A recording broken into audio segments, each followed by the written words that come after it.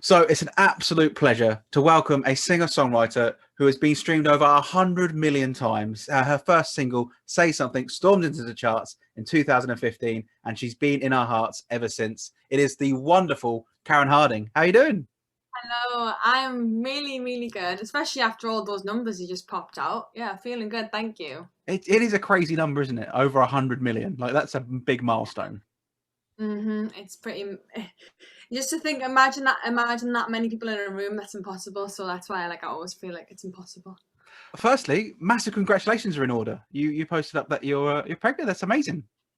Yeah, yeah, I thought I'd post it because I've got like a few TV things coming up, so I didn't want to like be annoying and things like that. So I thought I'd let the world know. Yeah. Well, congratulations, and I hope Thank everything goes well because it's one of the things I'm most looking forward to later on in life.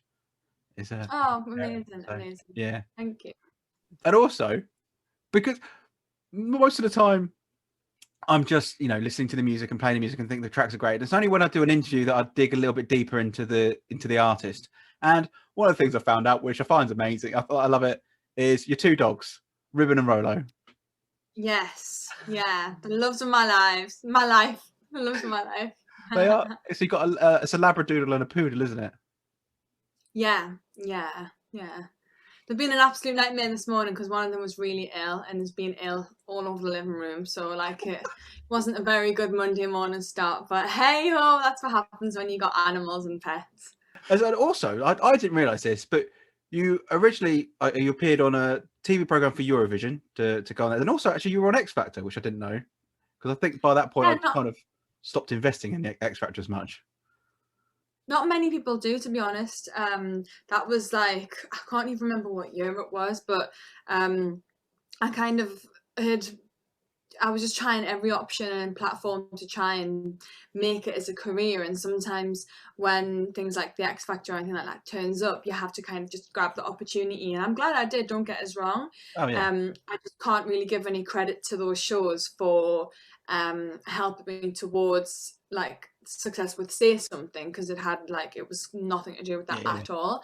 But it definitely helped with like building my confidence as an artist because you're in amongst so many different kinds of like musicians and artists that you have to try and find a way of standing out from the crowd, if that makes sense. yeah. No, it does, and I kind of agree with you said about it didn't help you, but it helped you with like everyone else that was on the show. And I think Mm. for a time, people kind of just see people that come through X Factor and those sort of shows as, oh, it's not a way to get a career. But actually, it really is. It's a great exposure tool to not only does it give you exposure, if you're on TV and things like that, but also exposure to the industry, who's involved in it, and everything like that. And, you know, you only can be successful if you are talented. It's just you're using that as a springboard, which I think Exactly. it's great. It's what it's there for. And, it's been around, what, 15 odd years now, 16 odd years. It's, Too long now. I yeah. think. I think we need to change the scene.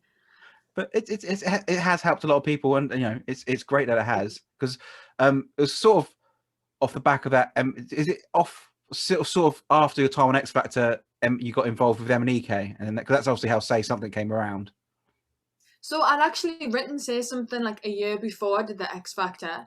So I had Say Something on my computer, like ready to go. I just didn't play it to anyone because I didn't know what to do with it. Yeah, And yeah, and then I did the X Factor and then nothing came of it. And then the funny thing is that so I did the X Factor, didn't get through, and then like a year later, someone played it in a mini mix on Radio One, I think it was, and a couple of record labels got in touch with us from that point on. And then I signed a record deal. Say Something was coming out, and then the X Factor got back in touch with our management and was like, "Oh, we really love Karen to come back this year. Would she be up for it?" And my manager was just like, "She signed a record deal. She's gonna have a single come out. She's not interested." And it was kind of I felt a bit smug at that point because I was thinking, you know what?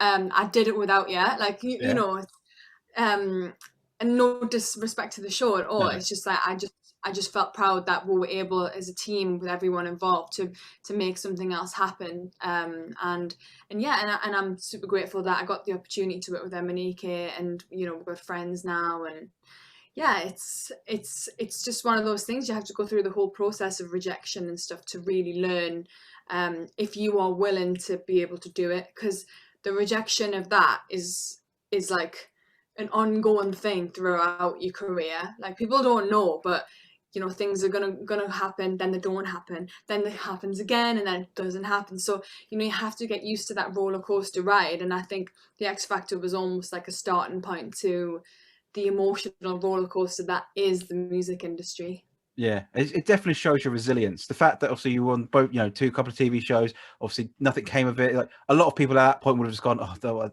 I just can't do this. This isn't for me." But you've carried on, and we're so glad you did, because obviously it's been amazing. And the last two singles, I want to say, the vocal performance on "Undo My Heart" is just amazing. Like, I absolutely love it. Like, the first listen, I was like, "This is awesome." It's just so good. Thank Yeah, I must admit, I do love Undo My Heart. I don't know what I do, but I always seem to, like when we're in the studio and we're writing, we always seem to like get the song so high so they're at a certain point, but it always works like that, you know. And it's the same with Morning. But I mean, Undo My Heart's like a more of a sad song and very much emotional. Meanwhile, Morning's like, you know, quite a positive song and energetic kind of vibe. So yeah, but I really appreciate that. Thank you. Yeah, because so they both of these songs have come out in the last sort of year. So were they written pre-lockdown or during lockdown, or whereabouts were they in the time frame of life now? Where were they actually written and recorded? So Under My Heart was written 2000. It would have been 2019. Oh, sorry, that was my dog. Yeah, it would have been 2019. And I wrote that with Tim Powell, and we just wrote it at his place in Brighton. And I knew at that point when we did it that it was going to be a single. I remember texting my management saying, "I've got the next single. This is the one." And then they got Digital Farm Animals involved. So that was throughout. Digital Farm Animals got involved like the end of 2019, and then we worked on it for a couple of months, and then it came out, you know, in 2020. But with Morning, that was written, I think, maybe almost like 2 years before that. So that was written before Undo My Heart. Oh wow! And that was actually written in a writing camp for another artist.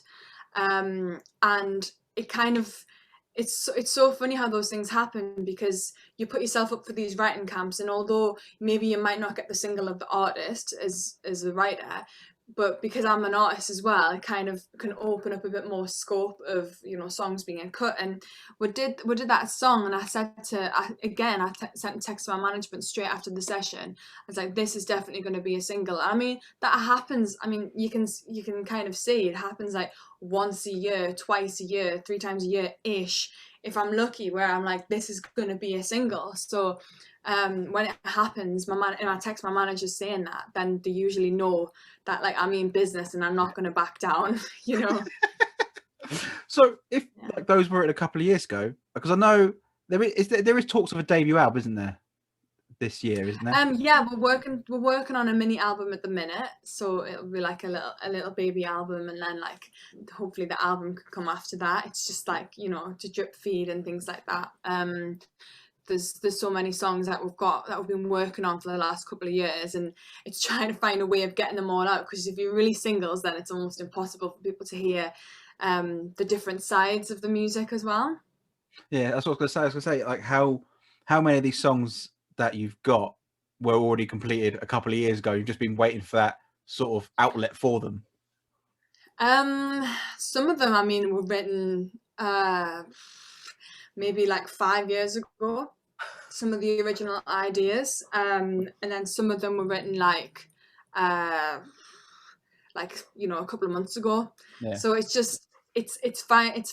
A lot of it was finishing off ideas that had started years and years ago and then weren't ever right. So we've managed to spend this time in lockdown getting in touch with people to finish things and work on it, and it's finally coming to fruition, which is great, which is really great.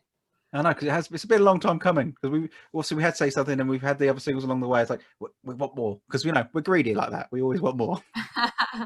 I mean, I'm willing to like share 100%. It's just there's always something else involved. But yeah, I feel like over the past couple of years, it's been a lot of focus on working with a lot of collaborations and features and things like that.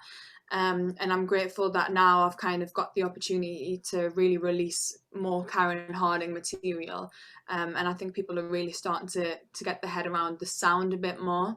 And yeah, and obviously I'll occasionally dip into like other kind of things as well, like maybe the more underground scene, or maybe the more pop straight down the middle. You know, there's a few things coming out that I'm excited about as well. It's just all a bit of a waiting game. Yeah, it always seems most artists have like a list of about 50 things that are gonna happen, of which they can only talk about 2 of them. But they're like, there is this big list of things which are gonna be Yeah, cool. yeah. Well, hopefully going to be cool. Yeah, I Yeah, mean, it's just one of those things. You just gotta just keep on going and hoping that people will, you know, really enjoy the music as you're putting it out. And I think and I'm glad that people seem to be reacting really well to Morning, which is great.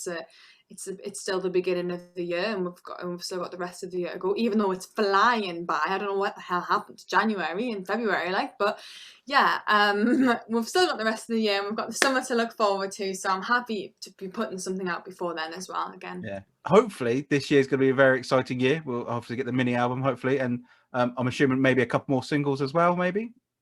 Yeah, so we're just yeah, we're getting lined up with the next one before the EP, which is another collaboration as well, which I'll be excited to share very soon.